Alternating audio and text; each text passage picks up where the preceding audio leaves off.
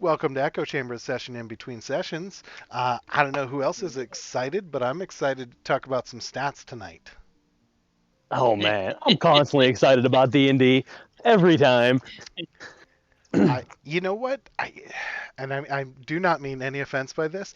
Sometimes I get a little too giddy over the stats in comparison to combat, or in comparison to like role playing and combat. You know what I mean? Like if I had to stack those three things, I don't know where I'd have higher priority wise. Stats, role playing, I would say stats beats role playing. Stats, combat, I don't know. That's a tough one.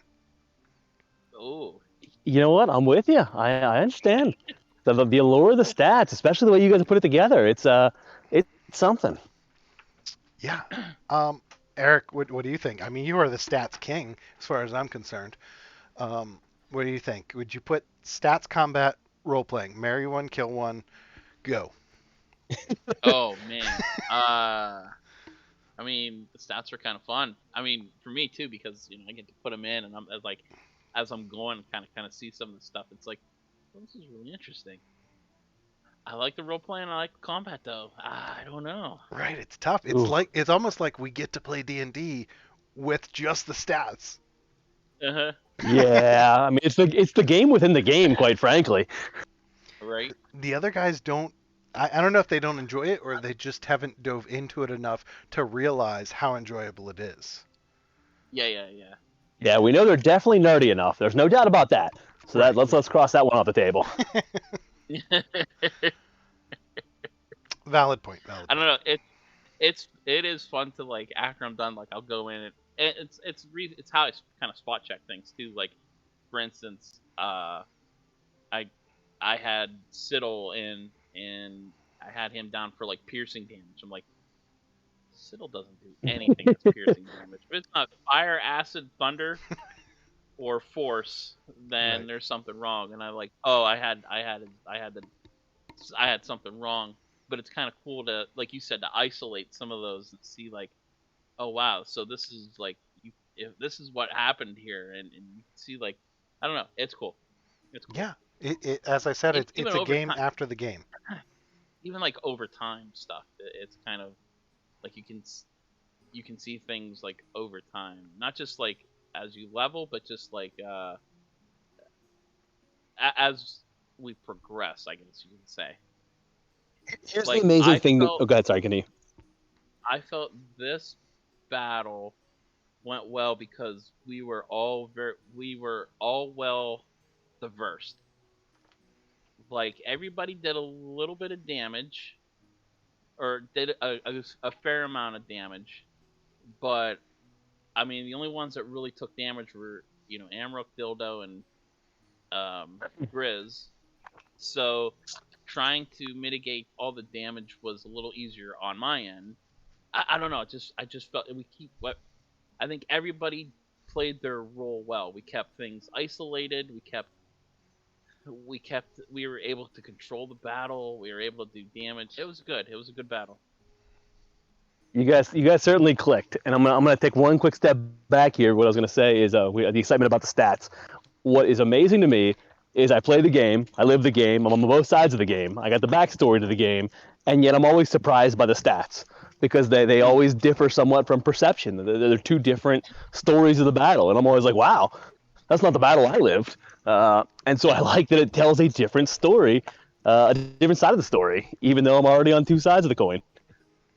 For sure, and I think we've seen that, especially these past couple times, in which Grizz either had to travel the entire time, and it is crazy to actually say, okay, he only did 21 points damage. What were we doing? You know what I mean? And then on the flip side, this time he was able to get in there and doing 150 points of damage. Like that is Yeah, a yeah. complete. Grizz. It's not even just a 180. Like I mean, Yeah. whew. Jeez. Kudos to Evan. Evan, I hope you're watching this or you will watch it. Kudos out to you to finally figure out that how to use a mount. The steed Yes. for sure is a game Game changer. changer. Game changer. Yeah. I also want to say so. Last couple times I've given Fog Cloud the MVP because I mean it truly has it has been a game changer for us with these giants in isolating them Hmm. from us. I'm gonna call Evan out though again, and I'm gonna say Griswold was the MVP this time because of two I, things, two well, I, reasons, and hear me out. Beat a force on that big guy. If that hadn't yeah, happened and been successful, yeah, we we may one of us may have actually died, if not two. yep. And then the other part was him with the steed actually being able to do Hmm. there and doing literally 7 times the damage that he did the past two fights. Yes, yeah, I would agree 100% on Evan, on Griswold and the beat of force and his movement. Yeah, exactly. Yeah, Yeah. I don't know, but I mean, we won't harp on stats too much because we will have stats chat. But one more thing. Not really stats, I guess. It's more about leveling. So Garrett, you mentioned we click this time. Doesn't it always feel like right at the end before we level, we click, and then we level, Oh and yeah. nobody knows what anybody can do once we level. Yeah, enter chaos as everyone tries to figure out what their new toys are and how they interact. Uh-huh. That's how I know it's about time to level up. Whenever you guys are starting to battle too well. Well, they clicked this time. I'm gonna go ahead and level them. Let's see. Do I throw them with something different, a curveball, or just let them get in their own way? Yeah, let them get in their own way. So we're going back to fighting Asana. That's what I heard. Yep. Yep. Is it like that with other groups, Eric? What do you think? I mean, you've played, entire campaigns after post level 5, because let's be honest, pre level 5, there's not too much Yeah. changing as far as character abilities and stuff like that. There's some paths and stuff that are chosen, Yeah. but Yeah. it's not like the higher levels in which you're. No, I definitely say it's probably a session or two, maybe three or four, at that level before you start to realize, oh, this guy can do this, or my ally can do this. I can go and do this. Yeah, there's definitely a grace period, if you will. Mhm. Huh. Um, Yeah, I mean, I don't know. I feel like the two times that the party has really clicked, we leveled within a session or two after that. mhm. Mhm. Yeah, I would Yeah. agree. It's a little skewed because typically every time you level, at least the last couple, it's been before some type of boss fight adjustment. I've thrown something different at you, a whole different things that you're used to. So you kind of get used to the giants. You guys get a feel for it, and then you fight something that's completely different, and it takes you by surprise. So that's hurt the party as well. Hurt's a strong word. I wouldn't say it hurt. You've given us the It, opportunity to play with our shiny toys, and we've decided to take on things we shouldn't. okay, yeah, okay. It's hurt the ability to click. Let's put it that way. It's hindered your ability to click right after a level up. So you had two things going against you. All right, fair enough, fair enough. To talk about the story a little bit, so I do want to point out, and Garrett, you can divulge as much or as little as you want, the killing of the frost giant captain. I'm for it. I get it. I want to hear it though. I want it to be known so that when Evan goes back and watches this, because Evan called, Griswold called Uh-huh. at least twice for interrogation. Uh-huh. So what's going through Adrian's mind as he's like, no, no. No. No. I've seen how he interrogates, and it's all against all morality, the way he does it. Um, and he's like, no, I'm putting this guy out of his misery, because what ends up happening is they interrogate the guy, and then Reed does some ridiculousness, and it just becomes torture instead of interrogation. All right. So we need to roll back on the torture and a little bit more foreplay is what I hear. Yeah. Uh, Guantanamo Farron. exactly. Yeah. We definitely go against some Geneva Convention laws when we Yeah, interrogate. exactly. Hey, I Yeah. don't think you guys have busted out any waterboarding yet. I haven't seen it. Yet. I I won't mean, put past any. Yeah, no. yeah. Yeah. I think if Reed wasn't bouncing on his chest, we might have Yeah. waterboarded the one. Yeah. That's Exactly. true. Well, and I say we collectively because Amrook was going off doing his own thing. Adrian was going off doing his own thing. All right. So, So, I like the turn of the backs on it. Everyone just casually strolls away. yeah. All right, Grizz. Have And fun. and it's also one of those. It's also one of those things. It's like I don't know if we're going to learn any more from anything else anyway. Maybe we would have found out what's in this cave, and that's about it. But you know what? We're probably going to find out anyway. True, but is there also a chance that we find out some, frost giant plan that leads us to, you know, stopping them? Maybe. But if he Maybe. was the captain, Very low if he was the captain, chance. is he going to talk? That's a good point. So if we go back to like those bandits that they didn't know anything about the S Society, right? Yeah. So it didn't matter if we Mhm. interrogated them. Like what do Yeah. like we found the patch. The patch Mhm. was more useful than the interrogation itself. Yeah. Yeah. Yeah. I don't know. What do you All think, right. Now G? let's Do get. we I was. interrogate too I was. much? Ooh, that's a good question. I don't know. No, I don't know. Hey, there's no too much or too little. What the characters do is what the characters do, as you guys see it fit. From my end, I was very surprised you didn't interrogate this one. I felt like a sure thing because of a lot of, I dangled enough shiny things in front of you that I thought this would be the gold, and you guys didn't. So I like keeping me on my toes. I mean, I think Carl's all about good. getting the information from the foes, but I feel like we're not getting it anyway. So I'm on Adrian's side.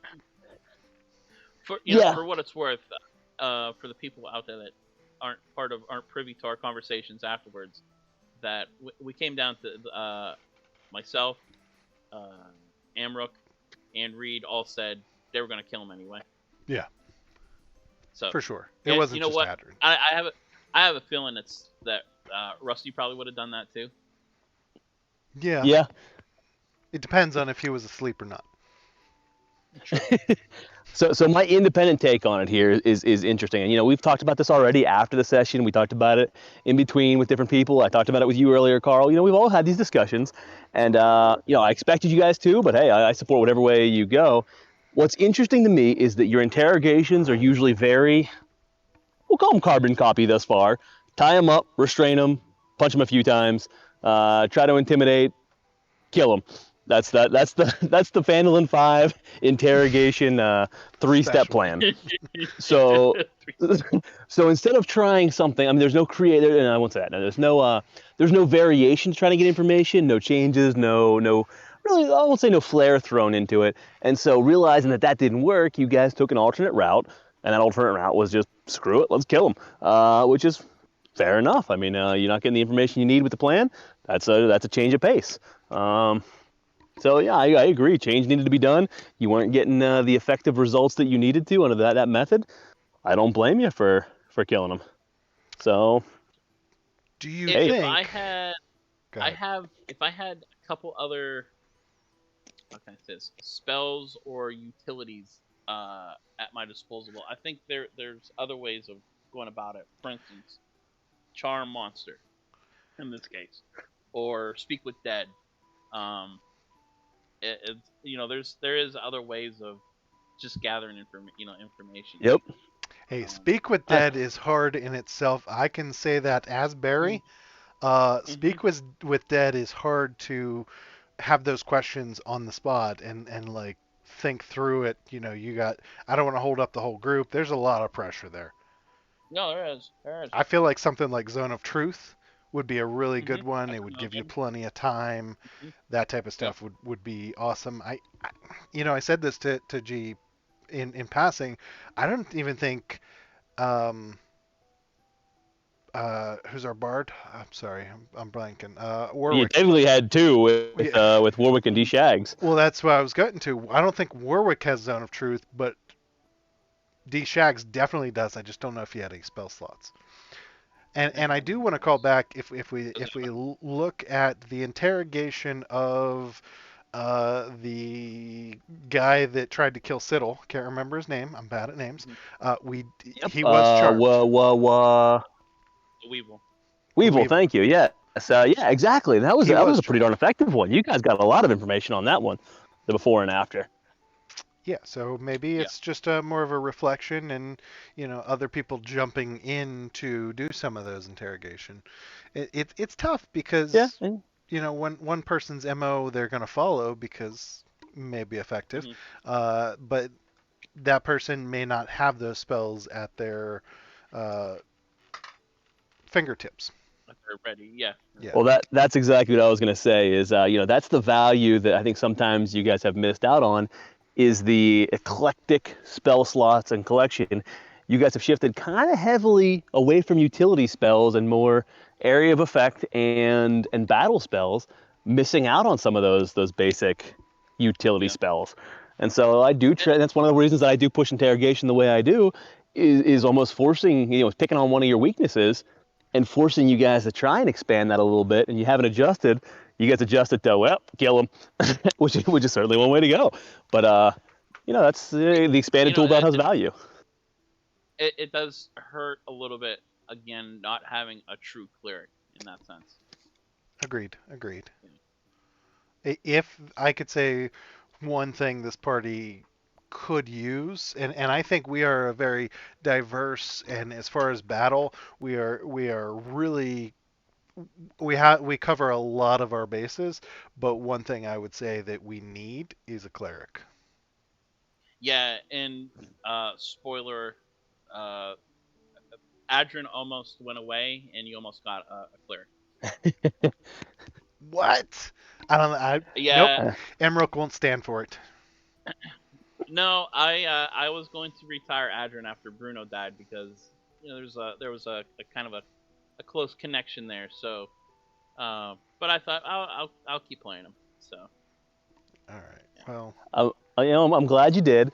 I'm told, rumor in the grapevine is that either Amrook or possibly Griswold are going to multi-class into a cleric next. what? Then so It would not make sense for either of those two to go into cleric. Wait a sec. Wait a sec. no, suggestion. I'm suggesting it. Oh, okay, okay. It's All a right. it's an uncommon mix. The old Uh, fighter cleric, paladin cleric. yeah, like your concentration spells are useless. Exactly. yeah, But you're keeping me on my toes. No, I would never expect that. Don't do it. Um, no. I would say we don't really have a party member who could multi-class into a cleric. It's not. I don't think we really have a build for it. The only one that maybe could have was Adrin, but I think he's happy where he's at. Yeah. So hmm I think we just need a straight cleric. If we decide to pick up anyone else, I'm gonna force them to play a cleric. yep. Strong arm them into playing a cleric. I don't So like if it. I don't like it one bit. That I mean, so if MP's out there listening, he's playing a cleric whenever he returns. oh yeah. I forgot. Yeah. When does he want to Oh, join? We gotta it, talk about this. Maybe I, we'll talk it all out of the stream here. But yeah. yeah. I figured once D Shaggins and Harshnag potentially go their separate ways and we scale a little bit down again, that might be it. Yeah. All right. I like it. Yeah. I like it. I like it a lot. All right. So Beta Force came in clutch. Fog Cloud still being clutch. I was a little disappointed in the U-shaped firewall that forced the Frost Giant back into the Fog Cloud, but how frustrating was that, Garrett? Oh, hey, you know what? As we're watching that, I thought about something. I think maybe I can't remember. I have to look at my spell slots, but if I take a level in Druid, I think I get Wall of Fire. Oh So shoot! think about this: Fog Cloud, Wall of fire Siddle on either takes side. a Wall of Fire on around the whole thing. Siddle takes half, and I can take the other half. Son of a. Basically, we made our own beat of force, Garrett. Sorry, it's a beat of force. That's fire. You can get out of it. Go for it, but it's gonna hurt. Yep. I like it. Hey, listen, a little bit of wind and dispel magic, I'm good to go. So I was gonna load up on that in my utility belt. Yeah, but then at least we're making you waste level 3 spell slots, and I think that's Or level 3. actually, Oh, oh, it's yeah, it fourth. is. But Yeah. wall of force or wall of fire is 4th level, so you'd either Ooh, have so it's only a chance. or use a 4th level spell. So you're telling me there's a chance? There's a chance. I will say on a gusty day, Fog Cloud could not be MVP. Yeah. Yeah. So If since you guys are close to the ocean, if I had maintained my DM mistake of my initial plan of putting up a Mm. windy day coming through, my gosh, whole different battle. Whole different battle. I was I mean, actually you could always have a random weather generator. I did, and I forgot to Mhm. apply it that day. I was actually thinking, since the maps are so big, I was waiting for Adrian to pull out Call Lightning, and in one of these large maps, was I there thought there I to do, or you oh just yeah, didn't want to? there was thought there. There was thought there, but knowing the damage that frost giants do, I Hmm. knew it was important to have healing spirit up. So that's why I also kind of hung back a bit. I wanted to make sure the healing spirit was up, and yeah, make Yeah. sure that was at least something there to keep people up. All right. All right. I was just curious. Go ahead. Yeah, no, it did come to mind though. Well, I was gonna say you brought up an interesting topic there that I've been meaning to ask you guys. I was gonna bring it up last couple of chambers and haven't gotten the chance to. So let's talk maps. Let's talk big maps a little bit. This is something I've been trying out here. So you guys have some spellcasters with some big range to it. You guys are very strategic in a lot of ways in the way you approach these battles. So I've tried to give you some bigger, and obviously these are bigger enemies. So I thought bigger battle maps would be interesting to, especially in these outdoor battles, to give you guys that opportunity to see the layout, the plan, to surround, to really use the terrain more. Good, bad, not care too much, too little. I mean, what's the thought on the bigger maps? I'll let you go first, E. I like it. I think it's a nice change up of the typical dungeon maps and whatnot, but that also has me curious the next time we get into a dungeon crawl where map where we don't have space. How does our strategy change? Uh-huh. Well, it makes me curious as well, and that's why I do like giving you the different environments to work from. So it does change, makes the different map battles just a little bit another Mhm. factor that's different every time. Yeah. A change up. Very good point. As far as me, I like the large maps, but that's because I have a lot of mobility. But I do Mobility, yeah. feel it makes it harder for some, like Althea, who may feel like they're chasing us instead of actually in combat, if that makes sense. So that's my only concern. But I love the big maps. I love the wide open spaces. I especially love the pieces of terrain to use, like being able to duck down behind a rock or having Yeah, that yeah. house and that type of stuff. I think that kind of makes stuff 3D for me, and I really enjoy that. Hmm. Um, I think probably pretty much everybody would say the same thing. The only difficulty is mobility for some. Yeah. Yeah, and that's definitely the concern. Trying to map out for both, and I like the way D Shags or maybe it was Warwick, I can't recall exactly, mitigated that. But he used his prep time to go invisible and sneak up further. And she's got that. I figure if Thea and Reed have that stealth, gosh, they can move in advance. They don't need to be with the group. So I always think, all right, they're going to change their positioning a little bit, really use the opportunity to sneak in, well place themselves. And they're like, all right, we're going to hang back until the group runs in. Do you feel like it's a little too meta? And this is the last couple times strategically we've been pretty on point, but we've had a little bit more time since you've given us the map and stuff. But do you think it's a little too meta that we're kind of planning out the first three steps? I've thought about that, and I've tried to think realistically, but approaching a battle like that, I mean, you guys you've been the aggressors. You've been you've been approaching. It's been on your terms. You've been stealthy about the way you've approached. You gave yourself the advantage. Came in. I had you roll a stealth check, so you've given yourself the opportunity in a lot of ways as a group to get within a few hundred feet and approach. And so for those ones, I'm really trying to be realistic that you guys would have a battle plan as you're coming in. The visibility that you can see is what you can see. A few enemies can't. So yeah, I mean, I would say since the battle has been entered on your terms, you should have the right to lay that out in advance. All right, all right. That's I been can my get down take with on it. that. I was just curious. I mean, when I think back, like you did give us the opportunity with like Gredhog and stuff, right? It's just Yeah, we yep. were at a point where like we could plan the first two moves, and now I think we're at the point where, like I said, we plan the first three or four moves, and I think there becomes a point where we know what each other do so well that we don't have to do that, and I think that's the growth of playing together. I don't know. Maybe I'm Yeah. wrong. Yeah. Yeah, No, I agree. absolutely. And hey, that's you guys have planned well coming into it with what you're doing. You haven't been surprised a lot because you guys do think cautiously in both your movements, your advantages, your overnights, and so you guys, whenever you enter the battle on your terms, it's a natural strategic advantage to do so. Now, I always try to keep something in reserve whenever, based on what you guys do. You're not right on top of it. You're not doing complete foresight. You couldn't have seen based on what you guys did, the troll and the giant in the cave.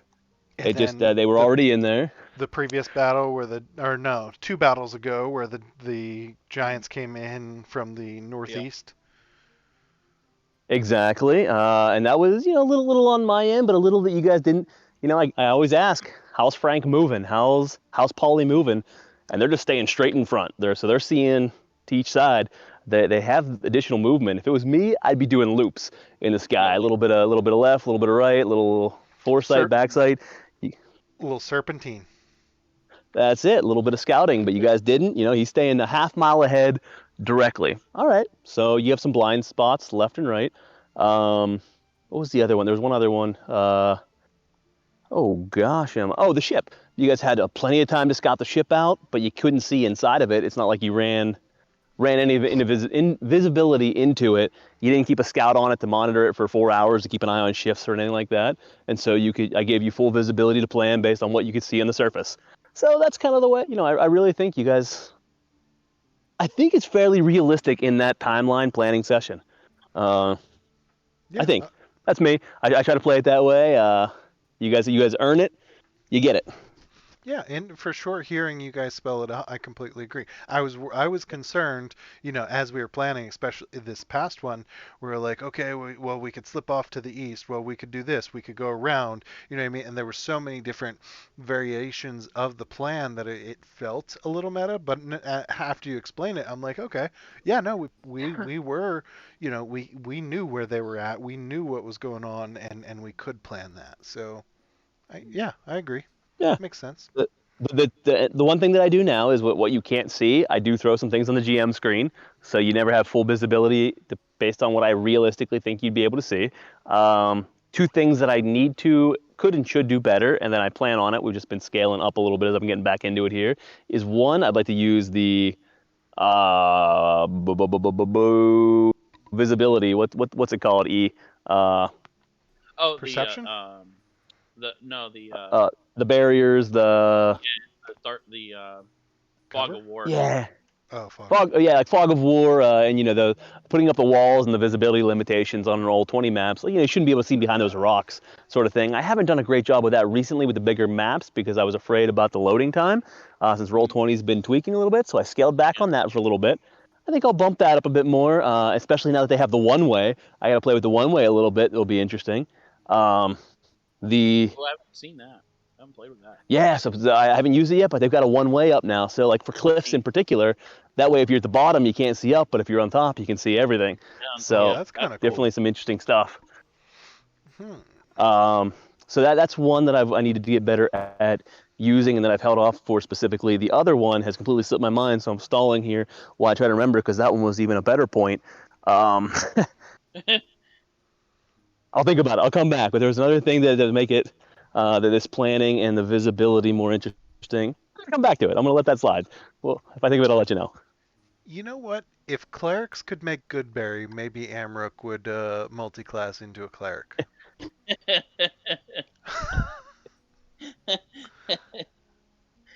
I can't tell you how happy I am that we've kept that little punchline going this entire time. Like that's been since like I do enjoy it. session 2 or 3 that Amrook's been addicted to good berries, and every once in a while, like I don't push it too much because I do understand like now after playing berry, pun intended, that like your preparation of spells can be frustrating. Spell preparation. Yeah, because like there's so many different avenues to prepare for, and you only get such a limited number to prepare, and so I try not to push too much, but every once in a while when that good berry circles back around, I love it. I don't know. I'm trying. I wish I had about 20 more spell slots. Prepared slots. Yeah. I'm a big fan of the callbacks in the session. I really do enjoy them. Yeah. We need to get some more of those because, we haven't picked on Grizz about Linene in quite a while. I can think of some other things.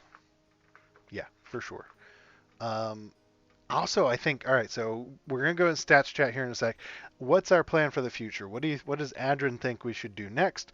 And do we get to go back to Phandalin soon? We are the Phandalin fucking Phive. I know, right? I hope so. I don't know. I think next thing is probably this cave. What's in the cave? And then the boat probably. And then I think this wraps up Port Last, right? I mean, for now, like, yeah, there's a chance that we have to come back and clear out some more and do some stuff. But yeah, for now, it's not tied up with a bow, but it's at least packaged up and ready for UPS. You know what I'm saying? Yeah, exactly. From here, just a long trip south, I think, right? Yeah. And maybe a stop in Phandalin along the way. I've been a little bit out of the way, but not really. I've been rewatching Peaky Blinders, and I just want to say to somebody, by order of the Phandalin fucking Phive. Like, so just added that one to my Netflix list. It's come up 3 times in the last 2 weeks, so I gotta. Yeah. That's next up on me. It's for sure worth. Keep getting told I got to watch it, so. Like, just costumes. Like, I'm not big on costumes. My wife is, but like everything's on point with it, and like it's really good. Ooh. There's a couple pieces in which you question. You're like, would he really be able to think of that? That's pretty crazy. But like, it keeps you guessing. I'm really good at predicting shows and stuff. Like, but this one keeps me on my toes. I liked it. I like that because I get too bored guessing because it's too easy a lot of times, and I like that. Now I'm even more excited about it. That, and it helps me practice that accent. Eric and I talked about this last week. There was someone we ran into with a Russian accent, and the whole time I was thinking, I wish I could do his accent for D&D. Like, it was amazing, and it was his real accent. But I was like, oh, I just wish. It was amazing. I know, right? Yeah, I wish I was better at that. I watch shows, I try to duplicate it, I talk to people, and I just can't. I'm not good at it. I gotta get better, and I keep trying. I'm gonna keep working. Do you ever try any of those point of view videos? Like Jenny D, I know posts some. There's some other ones in which they give you that opportunity. Like they ask you a question and give you the time to respond in your accent to practice. Do you ever try that? I haven't. Yeah, I have. Jenny D mostly, actually. And then I did some other ones trying to kind of teach you, hey, twist your tongue this way, use this for your jaw, think of this. And I can start out strong. Every time I'm really good for the first couple sentences, and then as I'm thinking about my answers, thinking about the play, thinking about everything else, I slip out of it or slip nationalities completely. I mean, I Yeah, think that yeah, that's have them just like a practice thing, right? Like, Yeah. I don't think there's any way around that. But I tried it with the Ginny D video, and I don't know, I just couldn't keep doing it. Like it just, I was like, it felt weird to me. And you know, Yeah. I'm a huge nerd just like you two, but it felt weird, What? What a revelation! right? I did not see that coming I for like either of us. it was like an out of body experience in which I saw myself practicing and I made fun of myself. And I'm like, all right, I'm done. Well, I'm gonna make a point here. I was gonna type it into Discord, but then I got too long, and I was like, screw it. So I found I found something interesting the other day. Whenever you guys do the campfire chats, or I respond in kind in any way, or even now when I'm taking notes about the session and things that the characters did, I find I'm dictating the notes in their accents without even thinking about it. I found myself doing Harshnag the other day in Campfire Chat, and I did the voice to text, and my voice to text was in Harshnag's accent, and I was like, That's "Come awesome. on, they're not gonna read the accent. That's stupid." But I like No, naturally went to it. I swear to God, I read every response in the accent. Like in my mind, that's how I heard it. So I swear to you, that's what happens for me. Uh, I don't know if that happens for everybody, but any response, like I hear the yeah, accent, the voice in my mind. yeah, I do. Yeah. So so keep doing it. maybe Keep doing it because it's coming that's through. beautiful. I love it. I'm glad to hear it. Where was I? I was actually walking the dog whenever I was responding to something. And, I'm out on the track. I'm over in the school. There are people around doing their lunchtime walk. And I'm reading on my phone, your campfire chat. I'm like, all right, I got to respond to this. And so I go voice to text, like, oh, the God of. And I'm like, what the hell? If anyone's listening to me, they think I'm a moron. I found myself doing it for whenever I was writing up like the Asana notes and like even just going back for my own personal notes. They just It, think you're it was funny. It caught me, schizophrenic. and I was like, "Whoa!" They just think you're schizophrenic. He's got multiple personalities, and he keeps like changing his accent. He's real weird. We keep away from that guy. Yeah, like we're not afraid of his dog. We're afraid of him. Yeah, it's probably even worse when I walk around here trying to practice new ones. Just walk around the track. Krivnu, Krivnu, Krivnu, For sure. Hey, I'm gonna come back to one last thing. I remember the second part of that that I was gonna say. The other thing that I don't utilize well enough that I need to get better at. We did a little bit early on. Now that I got more to think about, I've kind of fallen back on it. Is different environmental effects. Things like foot traps. Some of the early ones like the gravel that would fall out. Things like the random triggers at Asana. I have a list. I got a bunch of them I created, and I just haven't implemented them as well as I need to create some environmental factors. So that's next. I've been really focusing on giving you guys more 3D terrain to work off of. I think that's come across. So that my next goal is to add that facade in as well, more environmental effects for the battles too. So keep that in mind as we move forward. But as I'm starting to create my own maps now, get a little bit unique, get off the grid. I have a little bit more flexibility. I'm learning. I'm getting more complex with the maps as time goes on. Now that I get familiar with the software, so I'll keep it coming. All right. Now, I even without, so as soon as you said that, my mind went back to session one in which Griswold rolled down the hill, uh,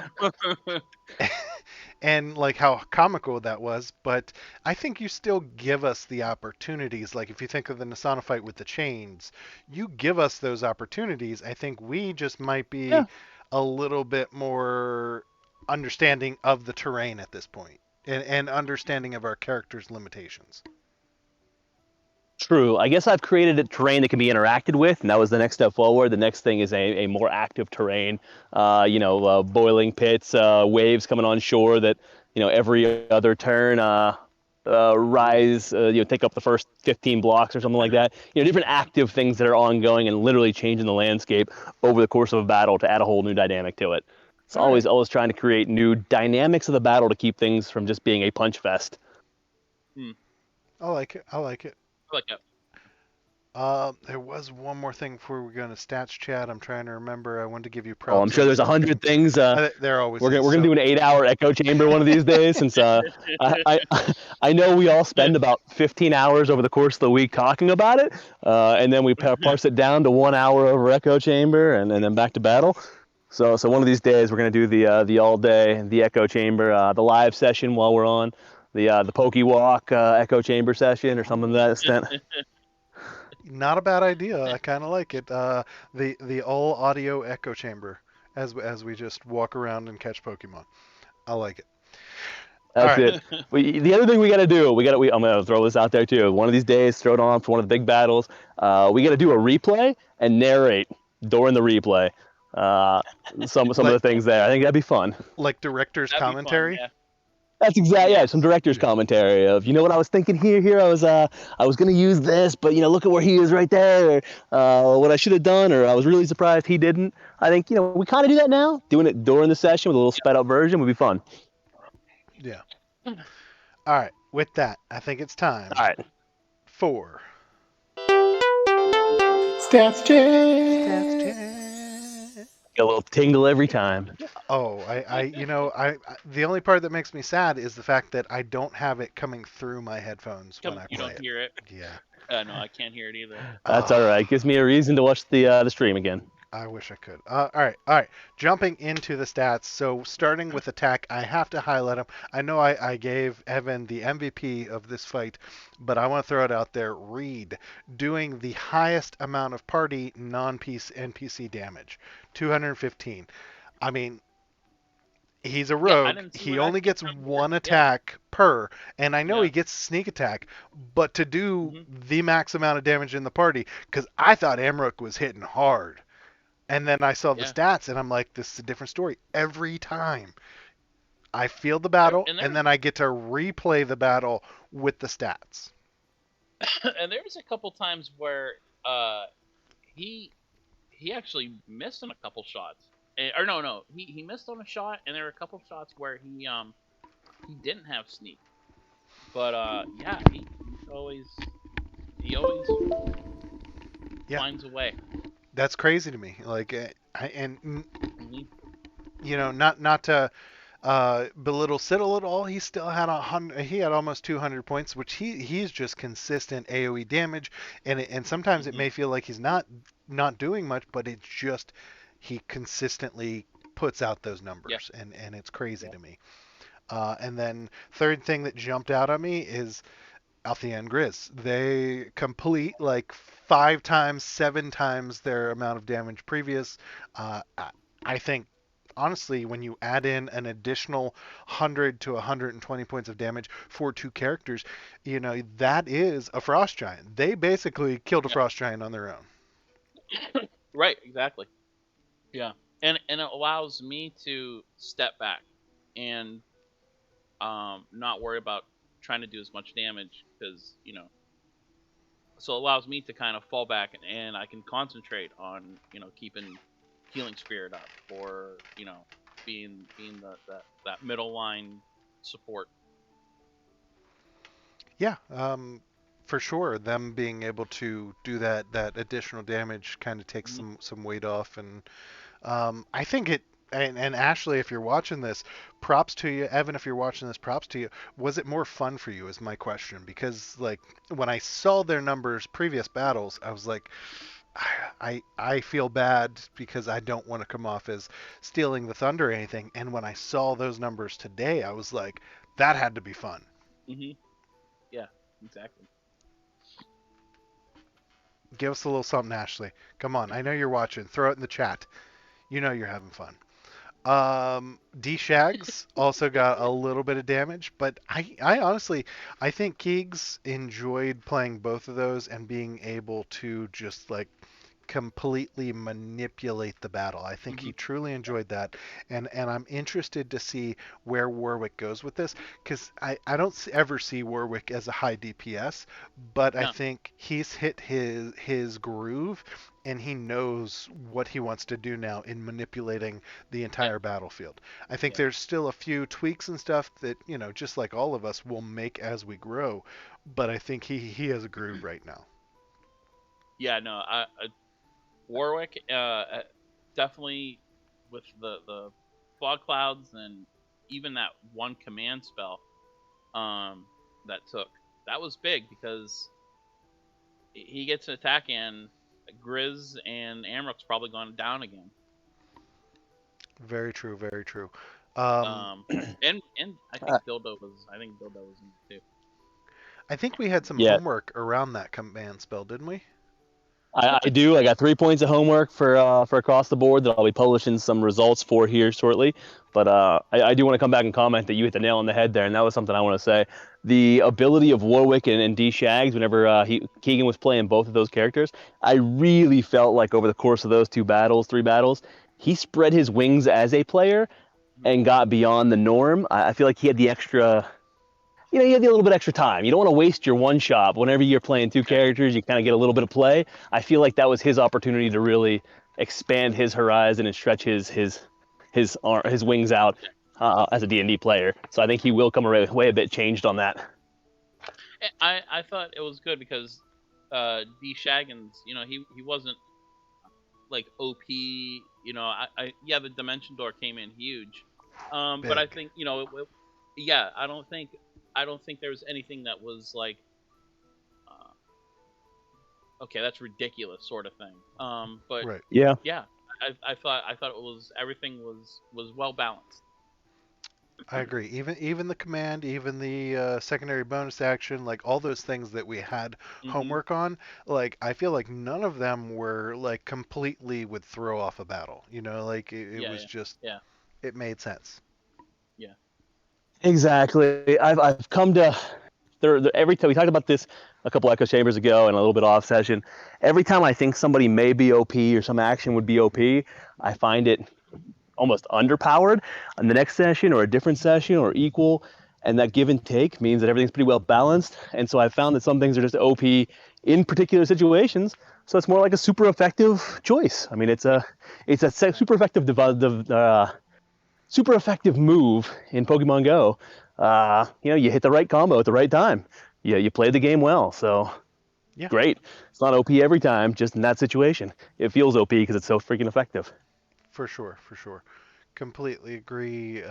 But I will give you props as well. I know we I call out an MVP or a play of the game or anything like that, but I mean, your ability to on the fly be able to make these decisions and stuff, I think is gold. Like because there's a lot of people out there that would be too wishy-washy on it, and it Hmm. would just prolong everything. I think you make the call, you go with it, and you do a good job at it, and then if we need to look at it for next Yep. time, that's just what we do.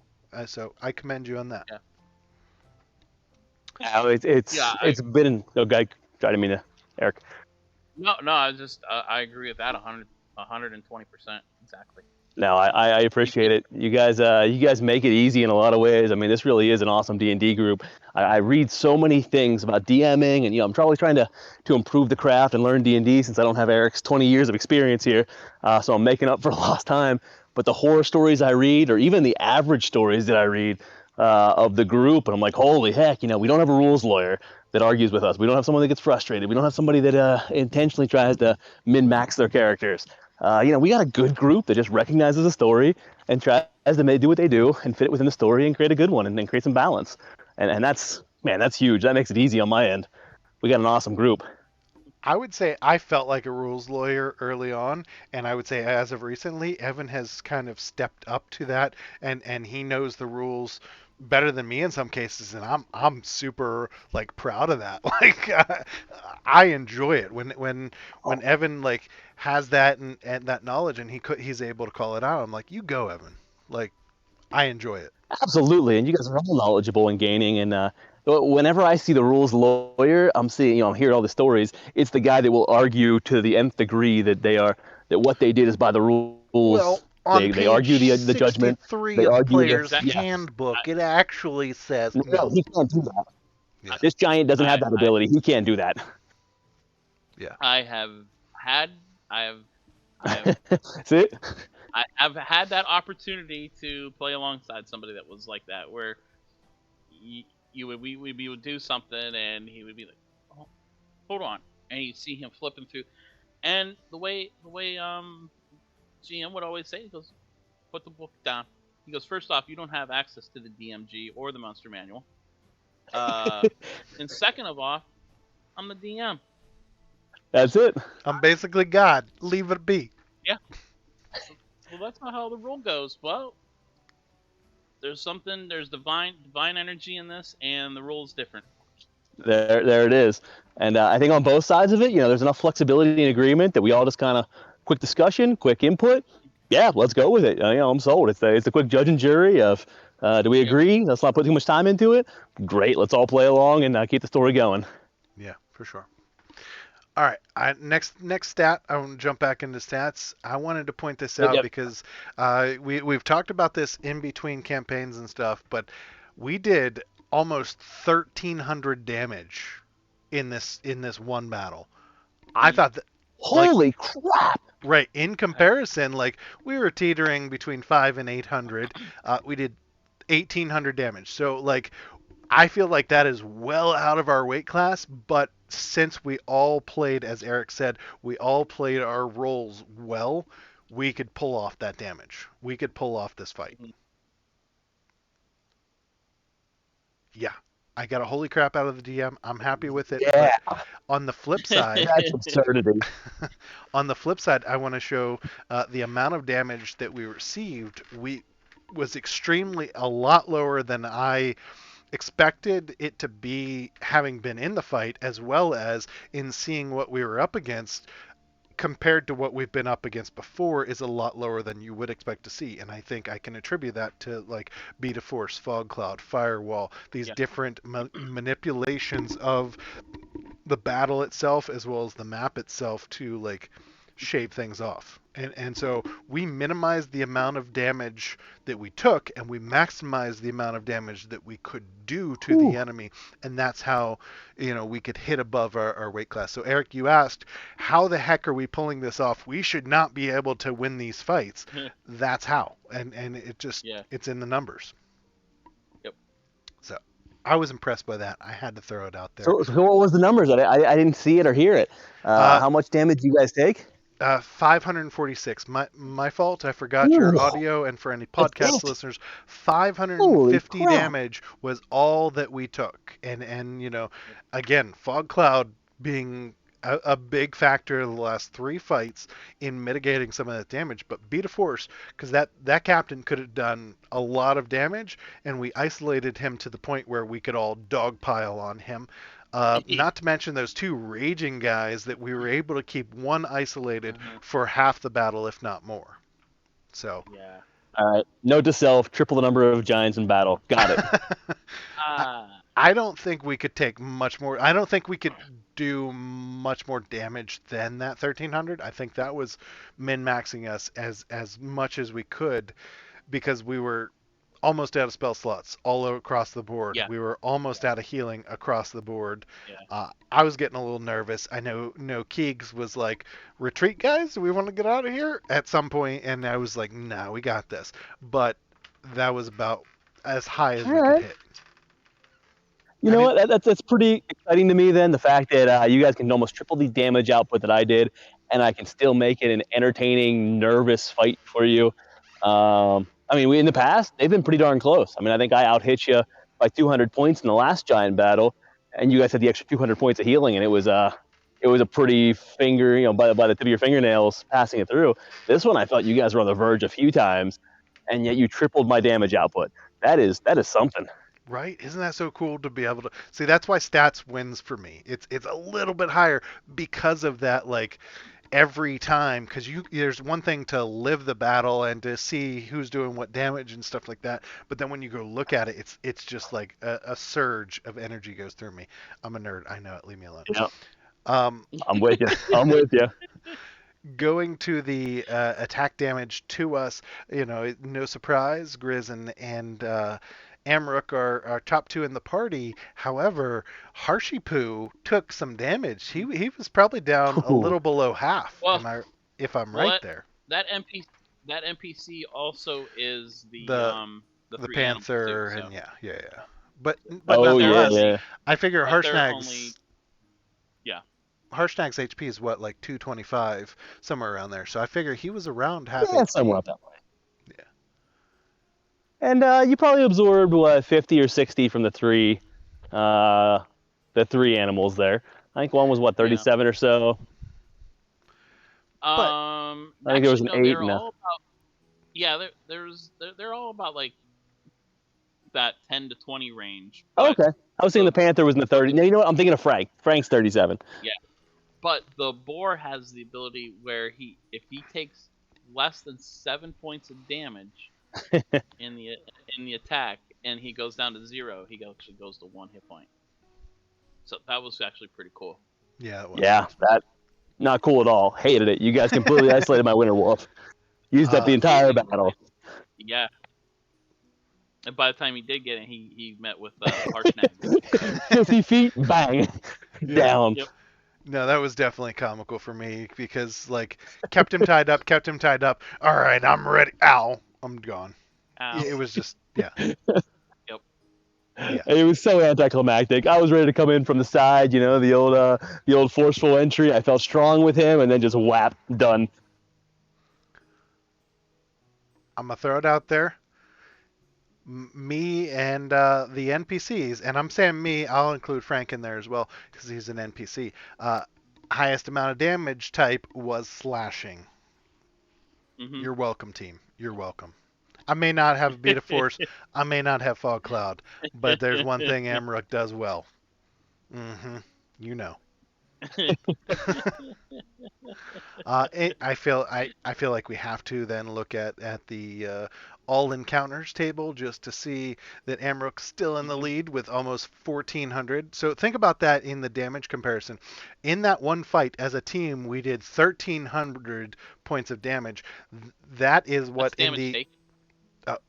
Oh, You're on you the are damage right. taken. You are right. My fault. My fault. I think it's okay. Okay. Oh. So nonetheless, we did 1300 in that fight. Amrook in 37 episodes, because that's when we started the stats, right? Actually, less than that because of Yeah. yeah different campaigns and stuff. But in around 30 episodes, has only done double that damage at 26. Pretty crazy that we could Yeah. do in one battle Wow. half of his damage, half of Siddle's damage for that matter. Yeah. Yeah. I don't know. Pretty That's cool stat. something. Yeah, 1300 damage. I mean that. I don't know. I don't know. Got to go to healing next. Got to give it Adrin his props. I feel like healing spirit.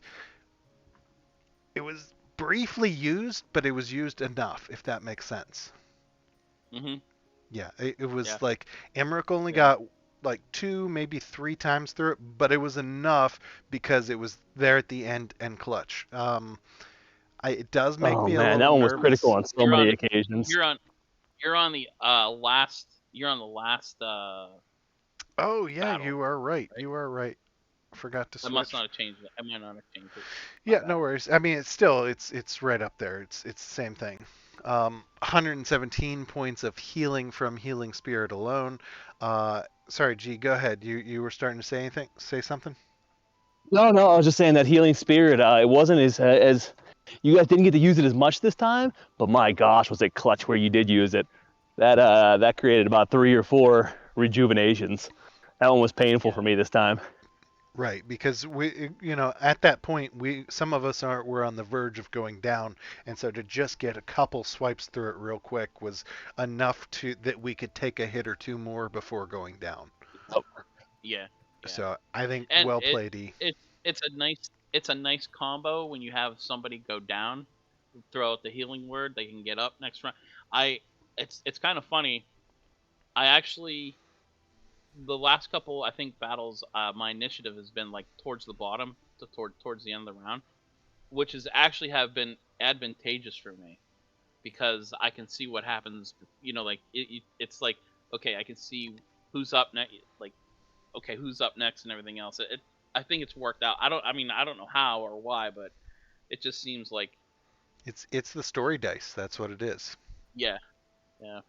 But That's yeah, it. it's a nice combo: healing word and then healing spirit. it does concern me a little bit because some pretty heavy hitters, and Hmm. it's enough to give us an extra hit we can take, but it's not enough in a prolonged fight. You know what I mean? And that's where that Yeah, whole yeah, cleric issue comes in, and yeah. it does make me a little nervous as we continue forward. But as a party, I think we just have to adapt. Hmm.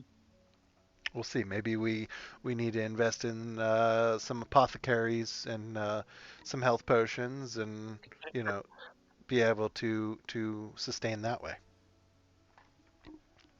Yeah. Uh, if we look at more healing, so we have second wind.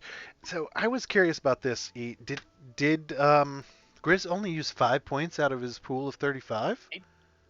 I believe he did. I Okay, believe he I did. know he used 5 on D Shags, I think it was, to get him back He up did. and out of the way. Yeah. Um,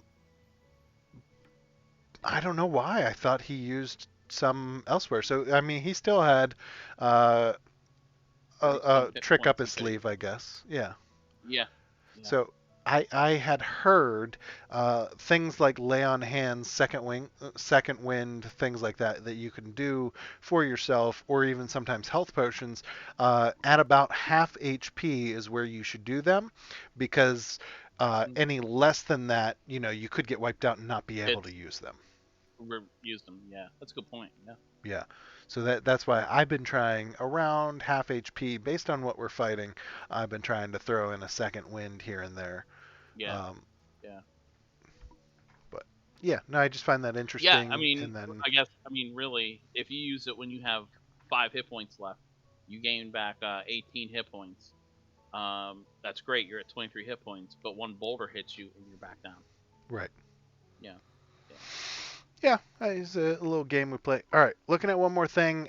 Evan, I'm going to preface this. I'm not calling you out. I just want to show one thing about the Giants and dodge percentage. So I am on the correct one. Yep, that episode there. And I'm going to take Amrook. And we could take some other ones if you want. But I just want to show that between Griswold, who has an extremely high dodge percentage, it's like, overall it's in the 70s. I think it used to be in the 80s, but since we've had some giant fights, it's gone down.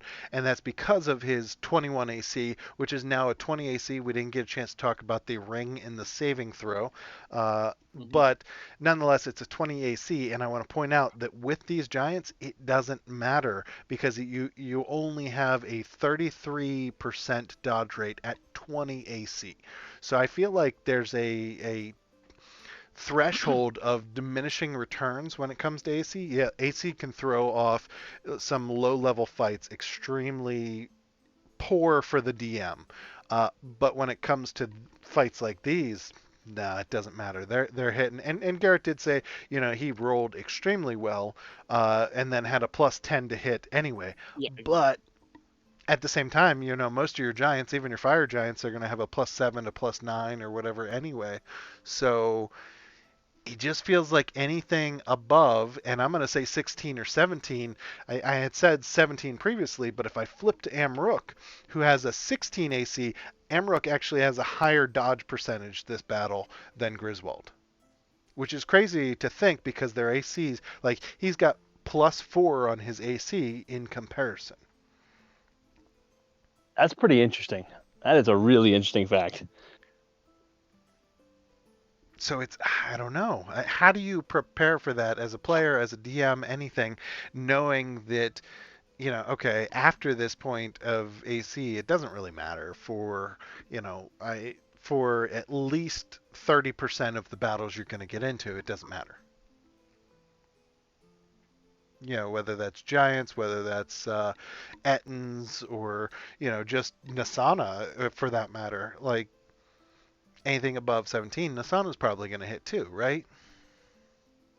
Yeah, although there seems to be, and I haven't done the statistics on it, I haven't reviewed that yet, but there does seem to be a bit of a correlation depending on what I'm fighting you with, what that plus modifier is and how I'm hitting, Yeah. as to where I kind of clump up. Like with the Giants, I really see a lot of 22 to 26 rolls.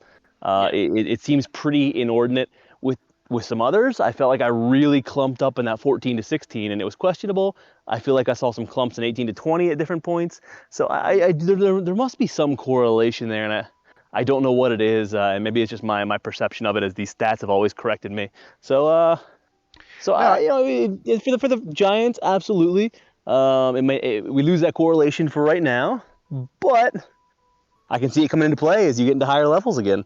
Um, for sure, and that's why I was kind of saying, like, how do you prepare for that, knowing that 30% of the battles, it's not going to oh, matter that you're over 18 AC, but then that 70% that it will, do you just like deal with It's it? the yeah, it's like the majority, you know. Yeah, I guess. yeah. I I don't know. To an extent, I don't. I try not, like, personally as a DM, I don't prepare too much for what your ACs are. I just try to put together a mix of situational battles and just to throw you off, and hey, and let the dice do what they may. If I don't plan to make sure that I can hit Grizz, sort of thing. I plan to create an interesting battle that's going to create some variation in the way you guys have to attack it and keep you on your toes, and let it play out as it will. So I do allow a lot of fate in there, and I probably shouldn't. I probably should put a little more effort into that side of things. But hey, you it's created an interesting story thus far, so we'll see how it continues to do so. And like you said, Giants are not the norm either. The plus 12 or 15 that they get to attack is not normal. I mean, very true. Yeah. even for that level, even for 10th level, 10th CR, somewhere around that 9, 10 CR, something like that, or they might be higher. I can't remember, but I Yeah. mean, they're just built to hit. Yeah. Exactly, and what I am trying to do to throw that off a little bit to create some fun, and you saw the beginnings of it in this, really, in this the first real variation across the board. You've now seen what, 4 different types of frost giants in different ways, is creating more variables, and as you guys get deeper into the away from we'll call them the low levels, seeing more of those variations beyond just the straight hits. Trying to keep a Right. lot of things in reserve for the future, and so still keeping some things in the back pocket. Yeah. Nice. Nice. Good stuff. So I just wait, what went. you're saying? So what you're saying is next session Griswold should just come out naked. That's exactly what I'm saying. Give Uh, away his armor in town. I mean, he didn't. It's not like he paid for the armor anyway, right? So. Leave it at Warwick's next house in Port Last.